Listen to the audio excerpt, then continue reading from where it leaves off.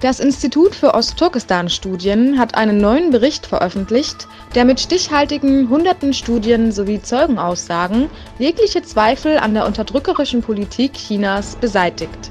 Der Bericht zeugt von einer äußerst dramatischen Lage in dem annektierten Ostturkestan. Die uigurische Minderheit wird noch immer wegen fadenscheiniger Begründungen zu Millionen in sogenannte Erziehungslager deportiert.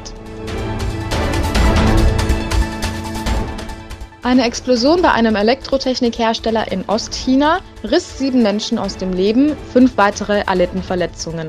Bereits am 21. März ereignete sich in einem chinesischen Chemiekonzern in derselben Region Ähnliches.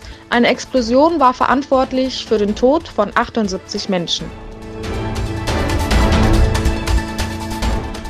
Elliot Abrams, der zuständige Vertreter für Venezuela im amerikanischen Außenministerium, beschuldigt Russland, den Präsidenten Venezuelas Maduro zu unterstützen und droht daher der russischen Regierung vor Konsequenzen. In einem CNN-Interview bezeichnete Abrams Moskau und Havanna als Hauptunterstützer Maduros.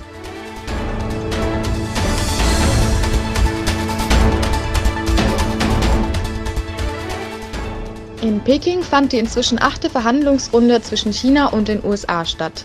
Dabei sollen hauptsächlich wirtschaftliche Faktoren behandelt worden sein. Der chinesische Vizepräsident Liu He, der amerikanische Wirtschaftspräsident Lighthizer und der Finanzminister Steven Mnuchin verhandelten über einen gemeinsam erstellten Vertrag, dessen Verhandlung bisher noch nicht abgeschlossen wurde. Zahlreiche Tunesier bekundeten ihren Protest gegen die 30. Versammlung der Arabischen Liga. Diese streben einen Normalisierungsprozess der Beziehungen zu Israel an.